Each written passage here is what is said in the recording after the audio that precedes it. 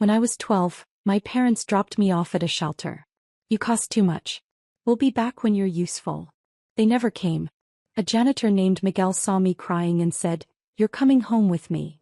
16 years later at my doctoral defense, I introduced him as my father. And when my real dad asked for a picture, I walked away. And they didn't cry.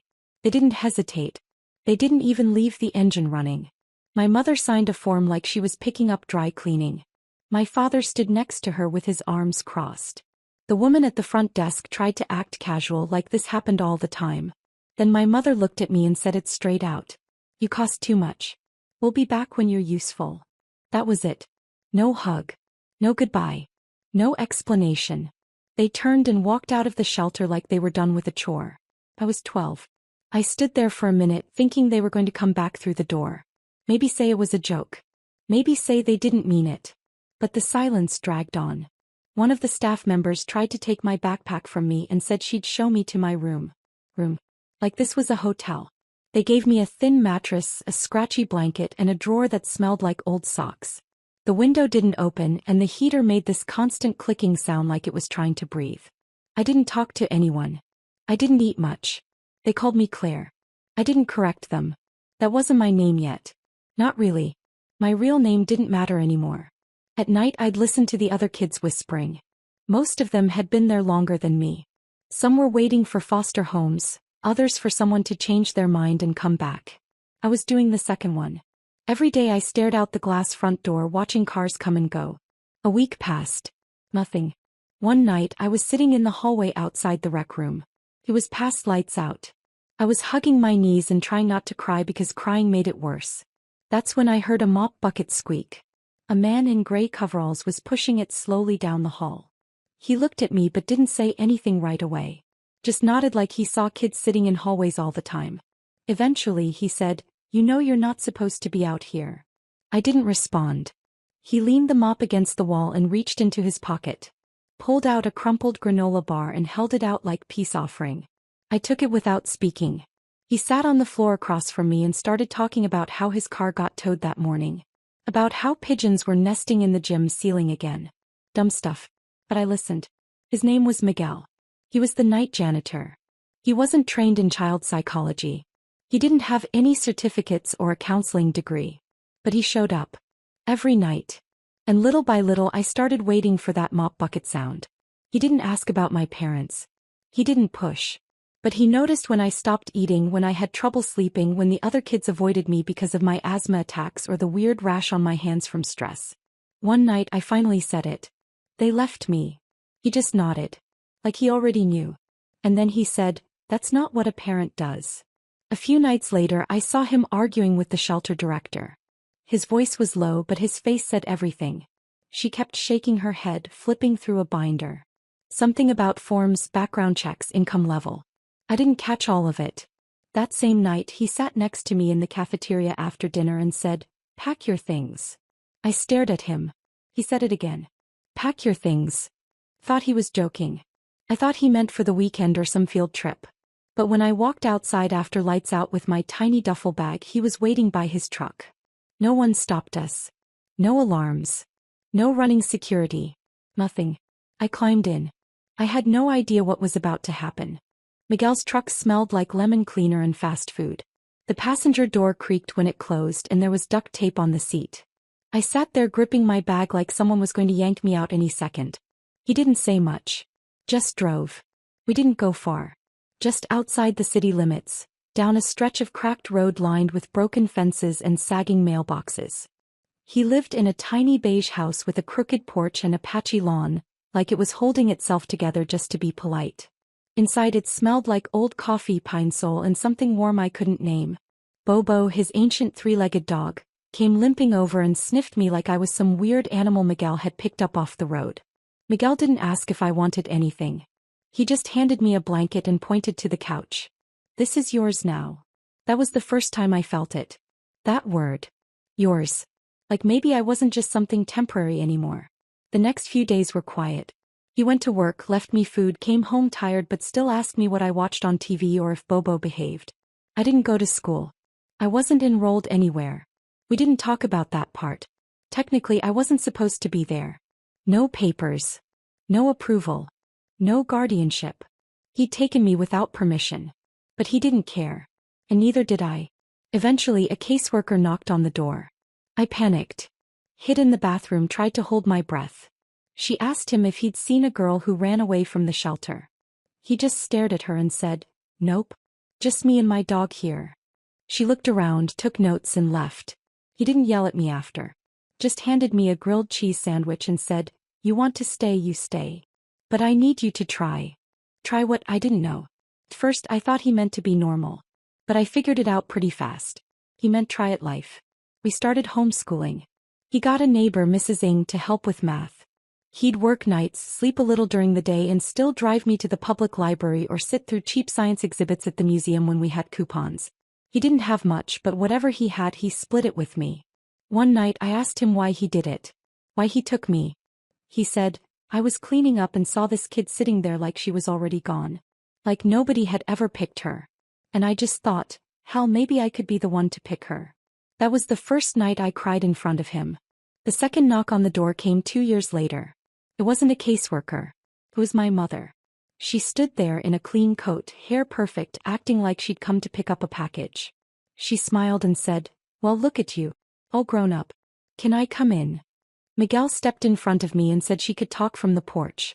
Then she said the words I knew were coming. "Your father and I have been thinking. It's time to come home." I didn't move.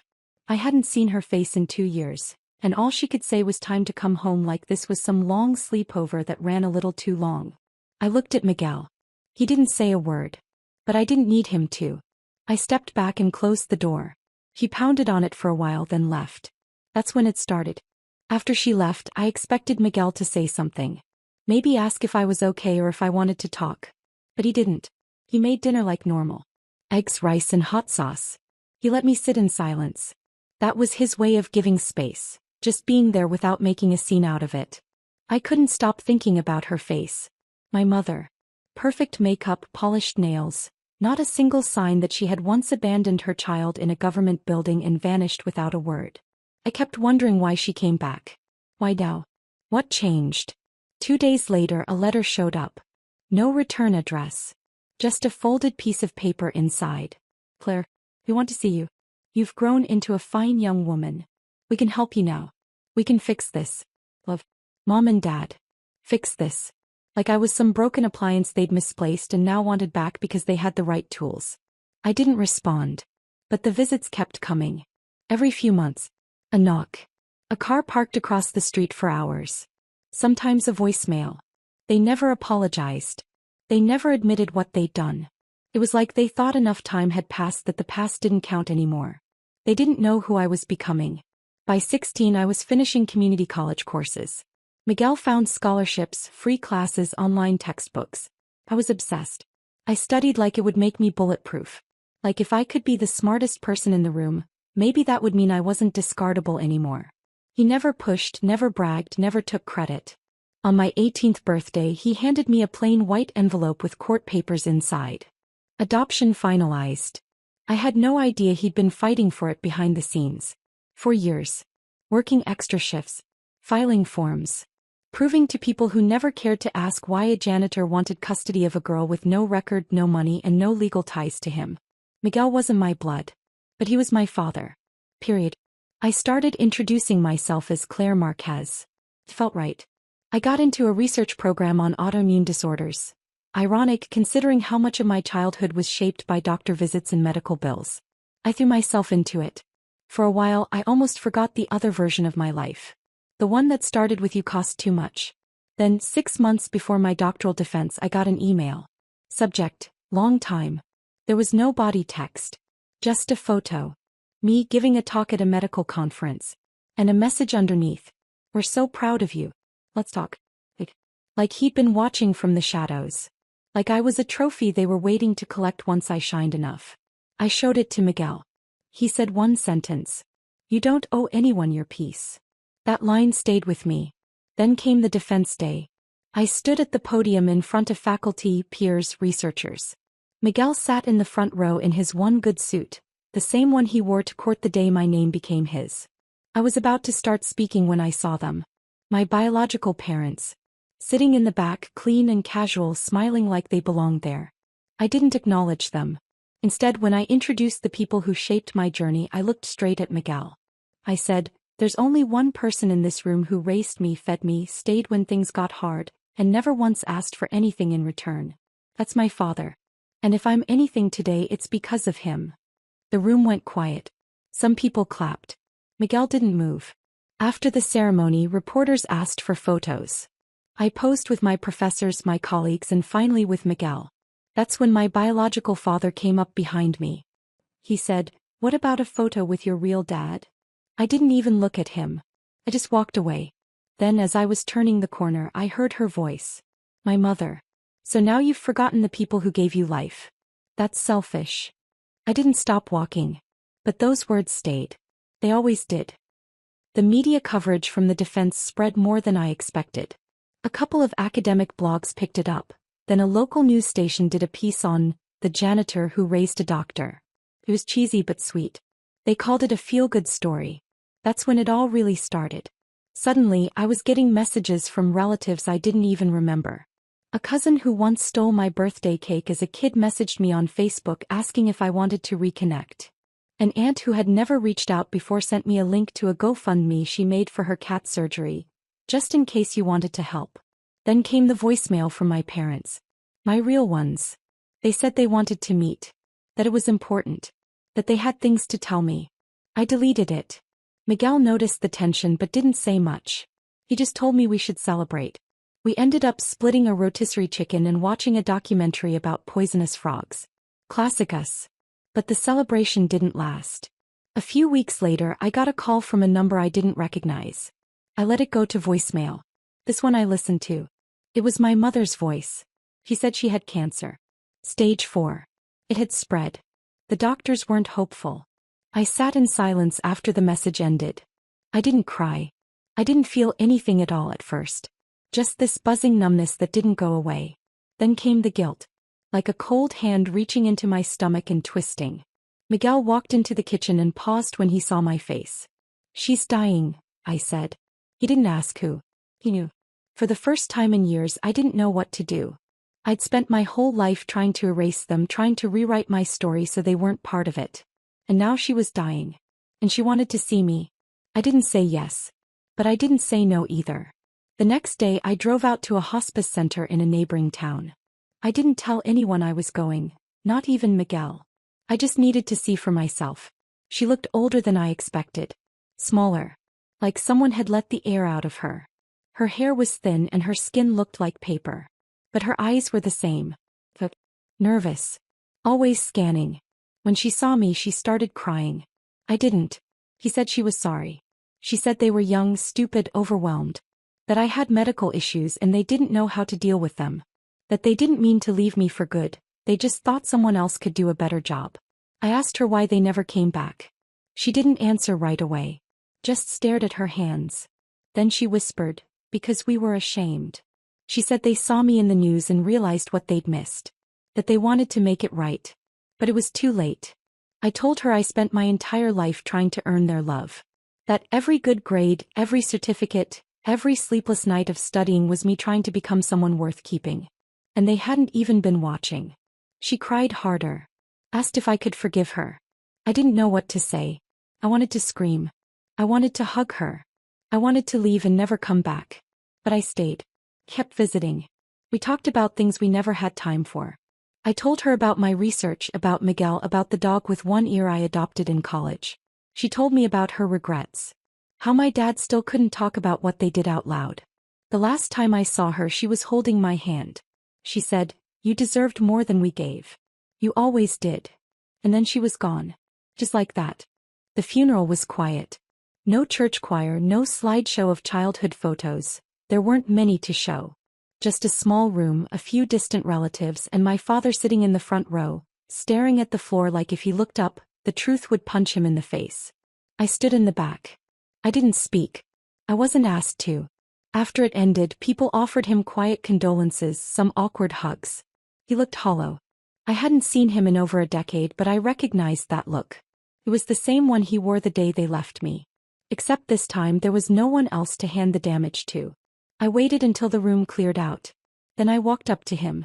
He looked at me like he was scared I might disappear if he blinked. "She talked about you," he said.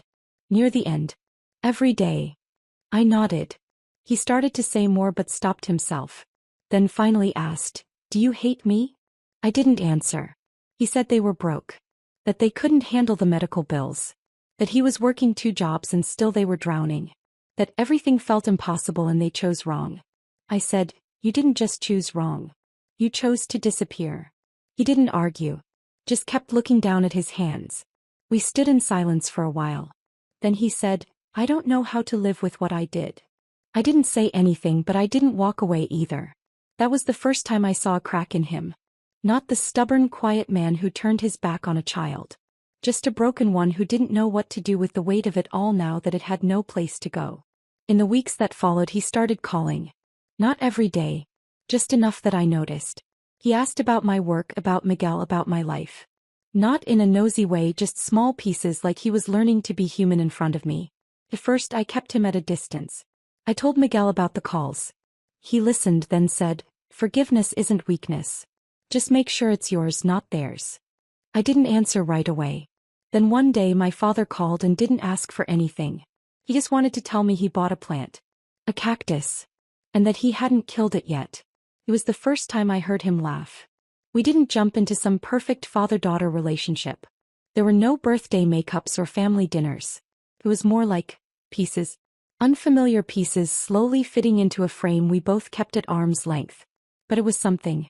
I didn't do it for him. I did it for her. For the apology she gave with her last breath. For the way she finally saw me in the end. And maybe a little bit I did it for myself. Because forgiveness wasn't a gift I gave them. It was the weight I stopped carrying alone. A year after the funeral I finished my postdoc.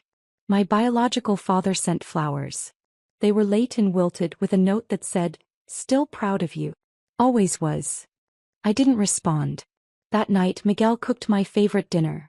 Burnt rice with garlic chicken, and pretended like it wasn't a big deal. But I caught him standing outside later just staring at the stars. He did that sometimes, especially when things got quiet.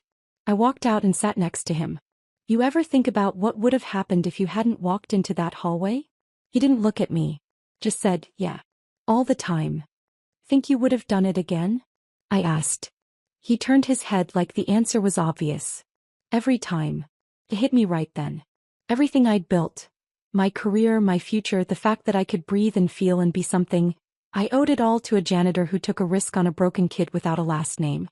So a month later, when the university invited me to give a talk for incoming students, I asked Miguel to come with me. He wore the same suit but this time with a new tie I bought him. Bright blue. Hideous. He wore it anyway. After the talk, during the Q&A, someone asked me who my biggest influence was. I didn't hesitate. I pointed to the man sitting in the front row and said, "That's my father. He saved my life." Everyone clapped. Some stood. Miguel just lowered his head like he always did when he didn't know what to do with that kind of attention. Afterwards, a photographer asked to take our picture. We were posing together when I saw someone behind the flash. My biological father. He was standing off to the side holding his phone like he was waiting for a turn that was never going to come. He stepped closer, raised his voice just enough to be heard. "Can I get a picture too? Just one. With my daughter." The air went cold for a second. I looked at him. Really looked at him. I remembered the shelter. The hallway. The words. "You cost too much." I remembered the silence. The absence. The years he spent doing nothing until there was something shiny to point at. Then I said quietly without anger, "No." I turned back to Miguel. Smiled. We took the photo. And I walked away. I didn't hear what my father said after. I didn't want to. That night I sat on the couch at home with Miguel and Bobo's replacement. Another rescue, this one blind in one eye, and watched old documentaries on mute. Miguel fell asleep halfway through. I sat there for a long time listening to the clock tick, thinking about everything I had and everything I'd lost. People say you only get one real set of parents. They're wrong. You get the ones who show up. And Miguel showed up. Every single day. He never asked me to call him Dad. So one night a few months later I just did. We were at a diner, arguing about whether or not I should take a teaching job in another state. He said I should go. I said I wasn't leaving him alone. He said, "You're not alone.